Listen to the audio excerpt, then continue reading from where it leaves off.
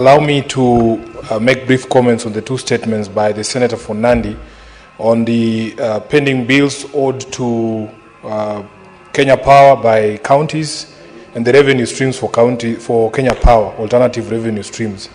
Honorable Speaker, I am sure you all remember there was a very embarrassing spectacle in Nairobi just a few days ago, where the county government of Nairobi got into a spat with the Kenya Power Company over unpaid bills. Honorable Speaker, it resulted in something of very petulant action that was taken by the governor or the county government of Nairobi to dump garbage outside the offices of Kenya Power and other premises of the power utility.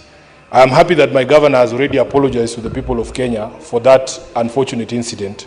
But Honorable Speaker, there are very serious underlying issues, and I'm happy that this statement has been brought by the Senator for Nandi. Number one, Honorable Speaker, I understand that there has been a long drawn-out disagreement about how much Nairobi owes to the Kenya Power Company. And I am also aware that there have been joint auditing of those bills by both the utility and by the county government of Nairobi. And there is a joint communique that was signed on just how much this amount is. There was an initial claim of about 3 billion Kenya shillings, but after auditing jointly, they came to a figure of 1.8 billion Kenya shillings. Now, of importance, Honorable Speaker, is that out of that 1.8 that is claimed by the utility, the Kenya Power, 1.5 billion shillings is arising out of street lighting. Now, here is a conversation that I want this Senate to help us with, especially here in Nairobi. Honorable Speaker, although this street lighting is termed as a function of the county government, this is admittedly a national security function. And the Ministry of Energy themselves have agreed as much.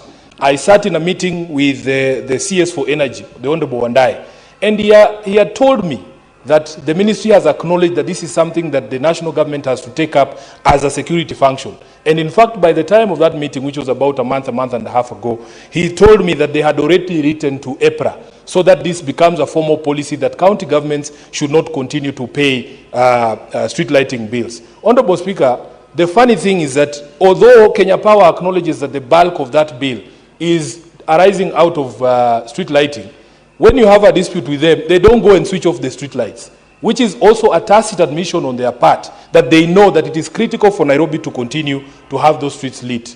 If you look at the law that exists, Section 5 and Section 6 of the Urban Areas and Cities Act, it is recognized that Nairobi stands in a unique position as a seat of power, as a capital city of the country, and also as a diplomatic hub, Honorable Speaker.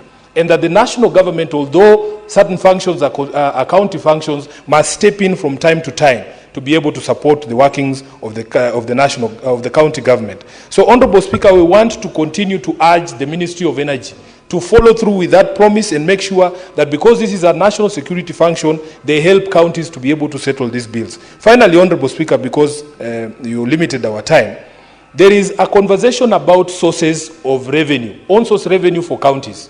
Honorable Speaker, we have a spectre here in Nairobi where the county government used to host utilities, like they would do those utility lines on the ground. And then if you have your fiber optic cables or data cables you wanted to use, you would pay the county, and it was a very serious source of revenue. We have a situation where Kenya Power says they are not supposed to pay for wayleaves in Nairobi or in other open spaces because the law says that you have to get the consent of a minister, which first of all is ridiculous, Honorable Speaker. You give a county the power to levy rates, and then you make those powers subject to the national government again. Of course, the CS for Energy will never allow Nairobi to levy rates for those wayleaves. But the most critical thing is, Honorable Speaker, the Kenya Power Company then takes up business that was a source of revenue for the county government and tells the service providers who are doing data connections and the others that you can actually put your cables on our power lines, which is essentially robbing county governments of on-source revenue. So, Honorable Speaker, it is a situation that I am hoping, because I also happen to be a member of the Energy Committee, we will have a robust conversation about it. And lastly, Speaker, one of the things that is forgotten in the public debate, that bill, the Energy Act that restricts collection of rates on wayleaves without the permission of the CS, is a 2019 bill. If you look at the 1.5 billion Kenya shillings that Kenya Power says is a debt owed by Nairobi, those debts precede that law. So, Honorable Speaker, how can you tell us that in 2017, for instance, we did not owe Nairobi money for way leaves. And a final appeal on behalf of the people of Nairobi. The national government institutions in Nairobi have refused to pay rates. Unfortunately, one of those institutions, Honorable Speaker, is this House. The Senate and the National Assembly, Parliament as an institution. All these buildings here in the Parliament Square and in the Government Square, they have refused to pay Nairobians rates. As we speak, it's over 100 billion Kenya shillings that we are owed as Nairobians for unpaid rates by national governments. If you gave us that money, Honorable Speaker, we would be able to do a light rail, the equivalent of the one that was done in Addis Ababa, so that all of you can come to work without having to sit in traffic. And I can assure you, we'll make a tunnel stop here so that we drop you at work, Honorable Speaker. You don't have to sit in traffic.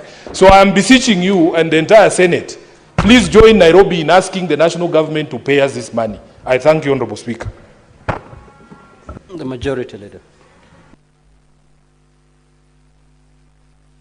Matters that have been raised this afternoon by colleague senators and have been directed to the committees. Allow me, Mr. Speaker, to